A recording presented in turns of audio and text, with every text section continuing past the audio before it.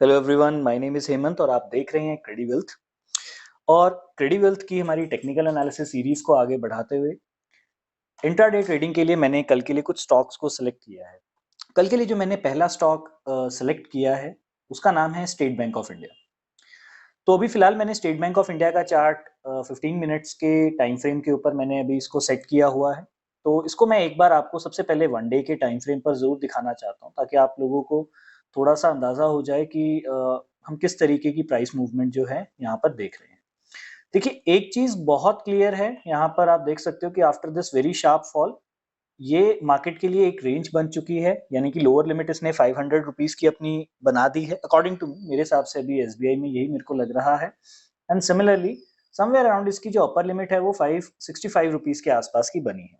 अगर हम आज के दिन की कैंडल स्टिक को देखें तो ये कैंडल एक इनसाइड कैंडल भी बनी है और ये एक ऐसी कैंडल की शेप है जो कि अपने आप में कोई बहुत जबरदस्त प्राइस एक्शन जो है वो डिनोट नहीं कर रही है। लेकिन जब भी इस तरीके की कैंडल्स बनती हैं तो इसके बाद एक्सपेक्टेड रहता है कि मार्केट कोई एक काफी किसी भी एक डायरेक्शन का एक काफी अच्छा मूव हमें दे सकती है। तो यहाँ से जैसे ही हम इस चार्ट को आर्ली टाइम फ्रेम पर सेट करते हैं तो हमें पिक्चर थोड़ी-थोड़ी सी क्लियर भी होने लग जाती है।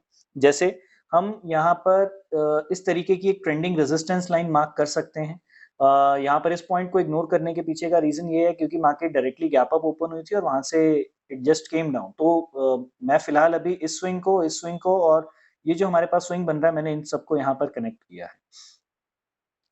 जैसा मैं यहाँ पर बात कर रहा था, तो एक हमारे पास यहाँ पर ट्रेंडिंग रेजिस्टेंस जो है वो बन चुकी है। सिमिलरली यहाँ पर मैं इस तरीके से एक ट्रेंडिंग सपोर्ट लाइन भी जो है वो मार्क कर रहा हूँ और ये ट्रेंडिंग सपोर्ट लाइन भी आपको समझ में आ जाएगी कि इसको मार्क करने के पीछे का हमारा रीज़न क्या है। प्राइस बहुत ही ज़्यादा कॉम्पैक्ट रेंज के अंदर ट्रैवल कर रहा है। अगर प्राइस इस तरीके की फॉर्मेशन कंसोलिडेशन फेज़ के अंदर चल रहा है और 2 दिन उसने सेशन इसके अंदर स्पेंड कर दिया है, तो बहुत ज़्यादा प्रोबेबिलिटी है कि whether we are going to see this kind of a breakup और this side of a breakup.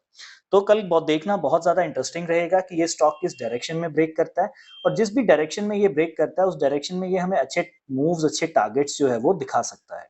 So on the bottom side, we can expect the price to come up to the level of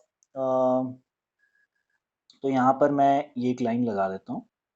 अगर suppose कीजिए breakout bearish रहता है तो ₹518 तक के levels भी हमें देखने को मिल सकते हैं और अगर ब्रेकआउट बुलिश डायरेक्शन में रहता है तो ₹564 तक के लेवल्स भी हमें देखने को मिल सकते हैं। This was my first stock.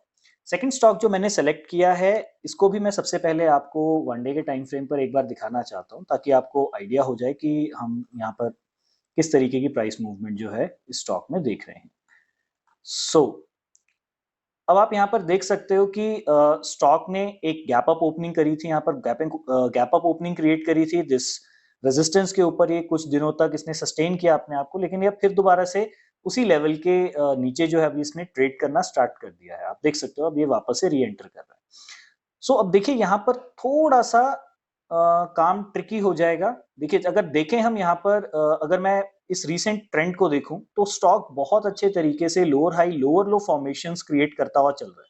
तो बहुत सिंपल सा लॉजिक है, अगर प्राइस अपने इस हाई को रिस्पेक्ट करता है तो चांसेस है कि यही जो डाउनवर्ड ट्रेंड है हमें नीचे की डायरेक्शन में कंटिन्यू होता हुआ दिखाई देगा। लेकिन अगर किसी भी कंडीशन में प्राइस की ओपनिंग फिर दोबारा से इस स्विंग के ऊपर हो जाती है, तो यहाँ पर हमें अपना जो स्टांस है उसको थोड़ा-सा चेंज करना होगा क्योंकि बहुत ज़्यादा चांसेस इस चीज़ के हैं कि जैसा हमने देखा था प्राइस ने एक गैप अप ओपनिंग के बाद इस गैप को सस्टेन किया था, तो अगर ये डायरेक्टली फिर दोबारा से इस लेवल के ऊपर गैप अप ओपन हो जाता है, वहाँ पर इसको थोड़ा-सा टाइम दीजिएगा, प्राइस एक्शन बुलिश बनने दीजिएगा और जैसे ही प्राइस एक्शन बुलिश बनता है, तो ये ऊपर की डायरेक्शन में भी ट्रेड कर सकता है। इस स्टॉक को सेलेक्ट करने के पीछे का लॉजिक बहुत ही सिंपल है, हमें यहाँ पर बोथ साइड अपॉर्च्युनिटीज़ जो हैं वो आने वाले टाइम पर देखने को मिल सकती हैं।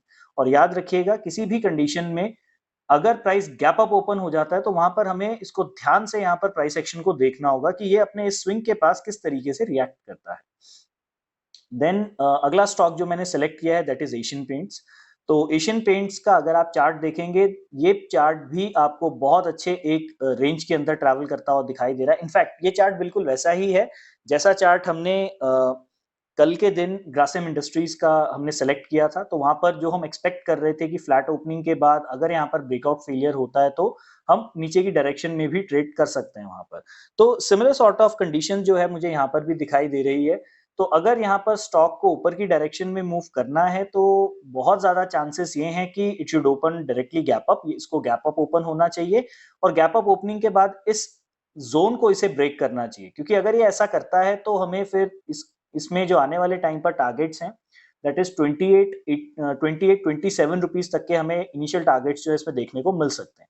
लेकिन अगर स्टॉक की सपोज कीजिए ओपनिंग फ्लैट ओपनिंग होती है और फ्लैट ओपनिंग के बाद ये अपनी इस इमीडिएट रेजिस्टेंस इस इमीडिएट सपोर्ट लाइन को अगर ये ब्रेक कर देता है तो यहाँ पर आप इसको 15 मिनट का टाइम जरूर दीजिएगा। 15 मिनट की कैंडल किस तरीके की फॉर्म होती है उसको एक बार आप देख लीजिए एंड उसके बाद आप चाहे तो नीचे की डायरेक्शन में भी यहाँ पर ट्रेड में एंट्री कर सकते हैं, क्योंकि अगर देखें तो हम यहाँ पर एक बहुत अच्छा साइडवेज ट्रेंड चल रहा है। We are very nearer to resistance and resistance के जब कभी भी हम नजदीक होते हैं तो एक बहुत जनरल सी अजम्पशन है कि प्राइस अगर रेजिस्टेंस के जितना नीचे ओपन हुआ है चांसेस है कि वो शायद यहाँ से रिजेक्शन लेगा।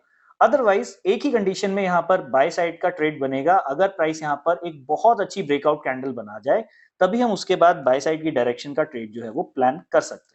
तो अगर आपने ध्यान दिया होगा मैंने कल के लिए 3 स्टॉक्स को सेलेक्ट किया है, तो 3 स्टॉक्स को सेलेक्ट करने के पीछे का रीजन यही है कि डिपेंडिंग अपॉन मार्केट कंडीशंस कि जिस डायरेक्शन में हमारी मार्केट जिस तरीके से वो ट्रेड करेगी तो हम भी उसी डायरेक्शन की स्ट्रेंथ के स्टॉक को ट्रेड करें। सो उम्मीद करता हूं आपको ये इंट्राडे ट्रेडिंग वीडियोस काफी अच्छी लग रही होंगी, आपको समझ में भी आ रहा होगा। मैं कोशिश करता हूं अपने हर एक वीडियो में मैं किसी स्टॉक को क्यों सेलेक्ट कर रहा हूं, मैं उसके पीछे का रीजन आपको समझाने की कोशिश करता हूं। अब अगर मैं ये आपसे चाहता हूं कि अगर आप इसमें थोड़ा मुझसे और इलैबोरेशन चाहते हैं, आप चाहते हैं कि मैं किसी और टॉपिक के ऊपर कोई वीडियो बनाऊं, तो do tell us in the comment section as well.